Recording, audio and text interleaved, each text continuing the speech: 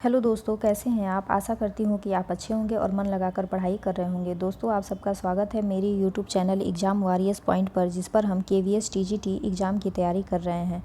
दोस्तों, जैसा कि आपको पता है कि केवीएस टीजीटी के एग्ज़ाम में कुल 180 नंबर के प्रश्न पत्र बनेंगे और इसमें से 100 प्रश्न जो है ये हमारे अपने विषय से होंगे और 80 प्रश्न जो हैं ये अदर विषय से होंगे। तो ये जो 100 प्रश्न जो हैं ये ही एनसीईआरटी की किताब से पूछे जाएंगे और एनसीईआरटी में भी अगर हम जो भी विषय हम परीक्षा में लिए हुए हैं उससे ही बनेंगे। तो यहाँ पर हमने हिंदी विषय को लिया है और हम हिंदी विषय के ही एनसीईआरटी की किताब को पढ़ रहे हैं, जो कि बसंत भाग 1 के नाम से है। तो बसंत भाग 1 में हम आज 14 नंबर के पाठ को पढ़ेंगे, जिसका नाम है लोकगीत।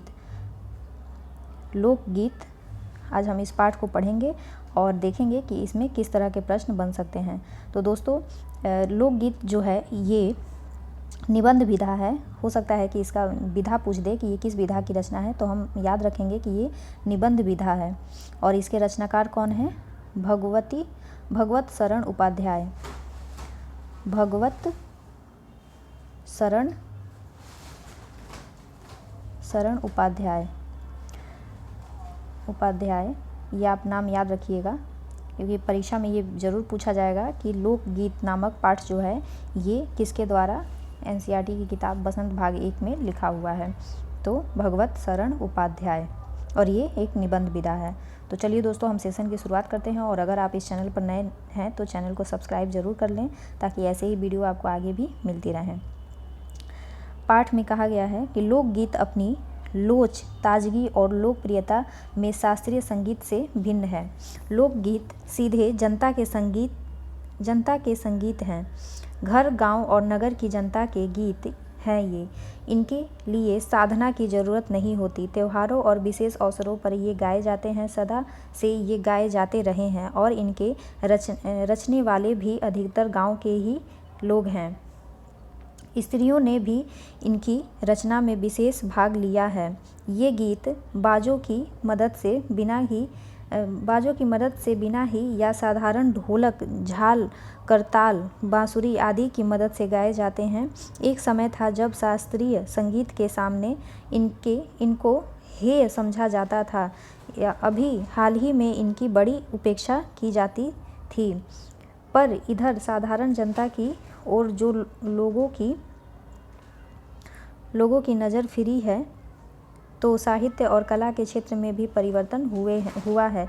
अनेक लोगों ने विविध बोलियों के लोक साहित्य और लोकगीतों के संग्रह पर कमर बांधी है और इस प्रकार के अनेक संग्रह अब तक प्रकाशित भी हो गए हैं। लोकगीतों के कई प्रकार हैं। इनका एक प्रकार तो बड़ा ही ओजस्वी और सजीव है। यह इस देश के आदिवासियों का संगीत है। मध्य प्रदेश, दक्कन, छोटा नागपुर में गोंड खांड, ओराव मुंडा, भील, संथाल आदि फैले हुए हैं। जिनमें आज भी जीवन नियमों की जकड़ में बंध न सका और निर्द्वंद लहराता है। इनके गीत और नाच अधिकतर साथ और बड़े दलों में गाए और नाचे जाते हैं। 20-20, 30-30 आदमियों और औरतों के दल एक साथ या एक दूसरे के जवाब में गाते हैं। दिशाएं गूंज उठती हैं। पहाड़ों के अपने अपने गीत हैं। उनके अपने अपने भिन्न रूप होते हुए भी अशास्त्रीय होने के कारण उनमें अपनी एक समान भूमि है। गढ़वान, किन्नौर, कागड़ा आदि के अपने अपने गीत हैं। उन्हें गाने की अपनी अपनी विधियां हैं। उनका अलग नाम ही पहाड़ी पड़ गया है। वास्तविक लोकगीत देश के लोगों और देहातों में है। इनका संबंध देहात की जनता से है। बड़ी जान होती है इनमें। चैता, कजरी, बारहमासा, सावन आदि मिर्ज़ापुर, बनारस और उत्तर प्रदेश के पूर्वी और बिहार के पश्चिमी जिलों में गाए जाते हैं। बाउल और भतियाली बंगाल के लोकगीत हैं। पंजाब में माहिया आदि इसी प्रकार के हैं। हीर रांझा, सोहनी, महिवाल गीत पंजाबी में और ढोला मारू आदि के गीत राजस्थानी में बड़े चाव से गाए जाते हैं। इन देहाती गीतों के रचयिता कोरी कल्पना को मान न देकर अपने गीतों के विषय रोज़मर्रा के बहते जीवन से लेते हैं, जिससे वे सीधे मर्म को छू लेते हैं। इनके राग भी साधारणतः पीलू, सारंग, दुर्गा, सावन, सोठा आदि हैं। कहरवा, बिरहा, धोबिया आदि देहात में बहुत गाए जाते हैं और बड़ी भीड़ आकर्षित करते हैं। इनकी भाषा के संबंध में कहा जा चुका है कि ये सभी लोकगीत गाँव और इलाकों की बोलियों में गाए जाते हैं। इसी कारण ये बड़े आह्लादकर और आनंददायक होते हैं। राग तो इन गीतों के आकर्षण होते ही हैं। इनकी समझी जा सकने वाली भाषा भी इनकी सफलता का कारण है। भोजपुरी में करीब 30-40 बरसों में विदेशिया का प्रचार हुआ है। गाने वालों के अनेक समूह इन्हें गाते हुए देहात में फिरते हैं। उधर के जिलों में, विशेषकर बिहार में, विदेशिया से बढ़कर दूसरे गाने लोकप्रिय नहीं हैं। इन गीतों में अधिकतर रसिक प्रियों और प्रियाओं की बात रहती है। परदेसी प्रेमी की और उनके करुणा और विरह का रस बरसता है। जंगल की जातियाँ आदि के भी दल गीत होते हैं, जो अधिकतर बिरहा आदि में गाए जाते हैं। पुरुष एक ओर और स्त्रियां दूसरी ओर एक दूसरे के जवाब के रूप में दल बांधकर गाते हैं और दिशाएं गुजा देते हैं। पर इधर कुछ काल से इस प्रकार के दलील गायन का ह्रास हुआ है। एक दूसरे प्रकार के बड़े लोकप्रिय गाने आल्हा के हैं। अधिकतर ये बुंदेलखंडी में गाए जाते हैं। आरंभ तो इनका चंदेल राजाओं के राजकवि जगनिक से माना जाता है, जिसने आल्हा उदल की वीरता का अपने महाकाव्य में बखान किया। पर निश्चय ही उसके छंद को लेकर जनबोली में उसके विषय को दूसरे देहाती कवियों ने भी समय समय पर अपने गीतों में उतारा और ये गीत हमारे गाँवों में आज भी बहुत प्रेम से गाए जाते हैं। इन्हें गाने वाले गाँव-गाँव ढोलक लिए गाते फिरते हैं। इसी की सीमा पर उन गीतों का भी स्थान है जिन्हें नटरसियों पर खेल करते हुए गाते हैं। अधिकतर ये गद्य पद्यात्मक हैं और इनके अपने बोल हैं। अनंत संख्या अपने देश में स्त्रियों के गीतों की है तो ये गीत भी लोकगीत ही, पर अधिकतर इन्हें औरतें ही गाती हैं। इन्हें सिरजती भी अधिकतर वही हैं। वैसे मर्द रचने वालों या गाने वालों की भी कमी नहीं है, पर इन गीतों का संबंध विशेषतः स्त्रियों से है। इस दृष्टि से भारत इस देश में सभी देशों से भिन्न है, क्योंकि संसार के अन्य देशों में स्त्रियों के अपने गीत मर्दों व जनगीत से अलग और भिन्न नहीं हैं, मिले जुले ही हैं। त्योहार पर नदियों में नहाते समय के, नहाने जाते हुए राह के, विवाह के, मटकोड़, ज्योनार के संबंधियों के लिए, प्रेम युक्त गाली के, जन्म आदि सभी अवसरों के अलग अलग गीत हैं जो स्त्रियां गाती हैं। इन अवसरों पर कुछ आज से ही नहीं बड़े प्राचीन काल से वे गाती रही हैं। महाकवि कालिदास आदि ने भी अपने ग्रंथों में उनके गीतों का हवाला दिया है। सोहर, बानी, सेहरा आदि इनके अनंत गानों में से कुछ हैं। वैसे तो 12 मासे पुरुषों के साथ नारियां भी गाती हैं। एक बात यह है कि नारियों के गाने साधारणतः अकेले नहीं गाए जाते, दल बांधकर गाए जाते हैं। अनेक कंठ एक साथ फूटते हैं। यद्यपि अधिकतर उनमें मेल नहीं होता, फिर भी त्योहारों और शुभ अवसरों पर वे बहुत ही भले लगते हैं। गाँव और नगरों में गायिकाएँ भी होती हैं जो विवाह, जन्म आदि के अवसर पर गाने के लिए बुला ली जाती हैं। सभी ऋतुओं में स्त्रियां उल्लसित होकर दल बांधकर गाती हैं, पर होली, बरसात की कजरी आदि तो उनके अपनी चीज़ है जो सुनते ही बनती है। पूरब की बोलियों में अधिकतर मैथिली कोकिल विद्यापति के गीत गाए जाते हैं, पर सारे देश के कश्मीर से कन्याकुमारी, केरल तक और कठियावाड़, गुजरात, राजस्थान से उड़ीसा, आंध्र प्रदेश तक अपने अपने विद्यापति हैं। स्त्रियां ढोलक की मदद से गाती हैं। अधिकतर उनके गीतों के साथ नाच का भी पुट होता है। गुजरात का एक प्रकार का दलीय गायन गरबा है, जिसे विशेष विधि से घेरे में घूम घूम कर औरतें गाती हैं, साथ ही लड़कियां भी बजाती जाती हैं। जो बाजे का काम करती हैं उसमें नाच गान साथ चलते हैं। वस्तुतः यह नाच ही है। सभी प्रांतों में यह लोकप्रिय हो चला है। इसी प्रकार होली के अवसर पर ब्रज में रसिया चलता है, जिसे दल के दल लोग गाते और स्त्रियां विशेष तौर पर। गाँव के गीतों के वास्तव में अनंत प्रकार हैं। जीवन जहाँ इठला इठला कर लहराता है, वहाँ भला आनंद के स्रोतों की कमी हो सकती है। उद्दाम जीवन के ही वहाँ के अनंत संख्यक गाने प्रतीक हैं। दोस्तों, जैसा कि मैंने आपको पहले ही शुरुआत में बता दिया था कि भगवती चरण वर्मा इस पाठ के लेखक हैं। भगवती शरण उपाध्याय इसके लेखक हैं। और यह जो है, ये लोकगीत जो है, ये निबंध भी रहा है। और मुझे उम्मीद है कि आपको ये पाठ अच्छा लगा होगा और समझ में भी आया होगा।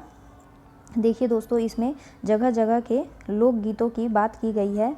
जैसे भोजपुरी यानी बिहार में कौन सा चलन है, किस गीत का चलन है? विदेशिया, ये पूछा जा सकता है। वैसे ही गरबा जो है ये गुजरात का है, इसमें हमने पढ़ा है। और हमने पढ़ा ऊपर कि कहरवा, बिरहा, धोबिया, ये सभी एक आकर्षक लोकगीत हैं जो देहाती गीतों में गाए जाते हैं या देहात की औरतें गाती हैं। चैता, कजरी, बारह मासा, सावन आदि कहाँ गाए जाते हैं? मिर्ज़ापुर और बनारस में। ऐसे ही प्रश्न बन सकते हैं कि कहाँ पर कौन सा गीत गाया जाता है। और हीर रांझा, सोहन महिवाल संबंधी गीत कहाँ गाए जाते हैं? पंजाब में।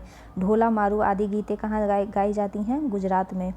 तो इसी तरह के प्रश्न परीक्षा में आएंगे कि नाम लेकर पूछेगा कि यह गीत कहाँ गाया जाता है, तो ये पता होना चाहिए। जब तक हम विस्तृत रूप से पाठ का अध्ययन नहीं करेंगे या उसके बारे में पूरी जानकारी नहीं लेंगे, तब तक हम कोई भी प्रश्न परीक्षा में नहीं बता सकते हैं। इसके लिए हमें पाठ को पढ़ना बहुत ज़रूरी है।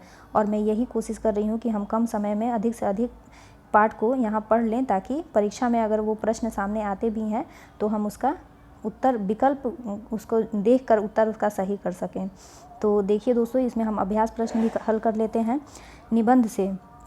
निबंध में लोकगीतों के किस पक्षों की चर्चा की गई है, बिंदुओं के रूप में इन्हें लिखें। तो हमें इसमें विभिन्न पक्षों को बताना है कि किस किस रूप में लिखी गई हैं। दूसरा है, हमारे यहाँ स्त्रियों के खास गीत कौन कौन से हैं, तो उन सभी गीतों के नाम लिखने हैं। फिर है तीसरा प्रश्न है, निबंध के आधार पर और अपने अनुभव के आधार पर तुम लोकगीतों की कौन कौन सी विशेषता बता सकते हो।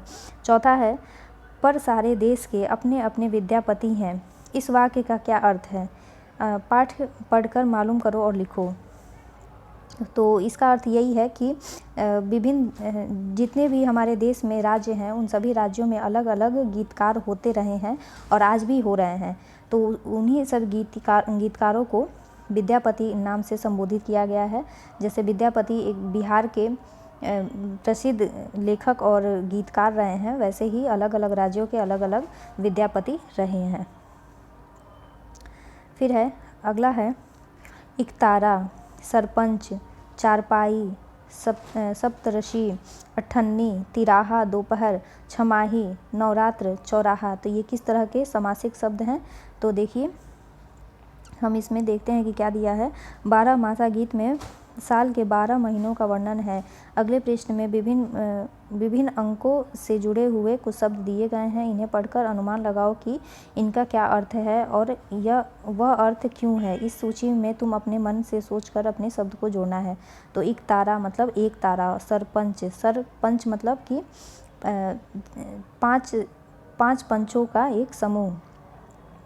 फिर है 5 पंचों में एक सरपंच, और फिर है चारपाई। चारपाई मतलब कि 4 पैर हैं जिसके, सप्तऋषि मतलब 7 ऋषियों का समूह, अठन्नी मतलब 8 आनों का समूह, तिराहा 3 राहों का समूह, 3 राहें हैं जिसकी, या दोपहर दिन का दूसरा पहर तो दोपहर, छमाही 6 माह बीत जाने पर एक छमाही होती, 6 माह बीतने पर एक छमाही होती है। नवरात्र 9 रात्रों का एक समूह, चौराहा 4 राहों का एक समूह। तो ऐसे ही हम देख रहे हैं कि इस तरह के प्रश्न परीक्षा में आ सकते हैं। 2 हरियाणवी लोकगीत, तो ये देखिए हरियाणवी लोकगीत है, एक विदाई का गीत दिया है और दूसरा ऋतु गीत। तो ऋतु गीत क्या है? सावन में सूखे रह गए गिरधर बिन भाग हमारे, श्याम घटा घन गहर सी गावे, देख लहर पे लहर सी आवे, हमें कृष्ण बिन कहर सी आवे, आगे फिर सलोनो आती, हमें श्याम बिन वृथा लगाती, गंगा दास लेस ना पाती, हम मोह सिंधु में बह गए, कहो धोवे दाग हमारे। विदाई गीत, काहे को ब्याही विदेश रे, लक्खी बाबुल मेरे, हम हैं रे बाबुल मुंडेरे की चिड़िया, कंकरी मारे उड़ जाए रे, मक्खी बाबुल मेरे, लक्खी बाबू मेरे, हम हैं रे बाबुल चोड़े की गौवे, जिधर हाँको हक जाए रे, लक्खी बाबू मेरे, घर भी सूना आंगन भी सूना, लाड़ो चली पिता घर त्याग, घर में तो उसके बाबुल रोवे, अम्मा बहिन उदास, कोठी के नीचे से निकली पलकिया, आम नीचे से निकला डोला, भैया से खाई है पछाड़। तो देखिए ये एक लोकगीत है हमारे, जो हमारे अपने क्षेत्र या अपने उससे जुड़े हुए हैं, और इसको पढ़कर भी अच्छा लगता है और सुनकर भी अच्छा लगता है, लेकिन कहीं ना कहीं हमारी आने वाली पीढ़ी या हम ही इन सब चीज़ों को भूलते जा रहे हैं, और अपनी जो भी लोकगीत हैं या जो भी हमारे पूर्वजों द्वारा विरासत में इनको रखा गया था संभाल कर, हम उसको छोड़ते जा रहे हैं। आधुनिकता से हम कहीं आगे निकलने की कोशिश कर रहे हैं और अपने पारंपरिक चीज़ों को हम पीछे छोड़ते जा रहे हैं। लेकिन फिर भी ठीक है, इन सब चीज़ों को किताब में अगर दिया हुआ है तो बच्चे इसको जानें और समझेंगे। तो चलिए दोस्तों, हम अपने सेशन को यहीं समाप्त करते हैं। उम्मीद है कि आपको ये अच्छा लगा होगा और समझ में भी आया होगा। आप इसको अधिक से अधिक लोगों तक शेयर करें और मुझे मोटिवेशन देने के लिए इस चैनल को सब्सक्राइब और लाइक ज़रूर करें, ताकि मैं अधिक से अधिक ऐसे ही वीडियो आपके समक्ष ला सकूं। तब तक के लिए आप सबका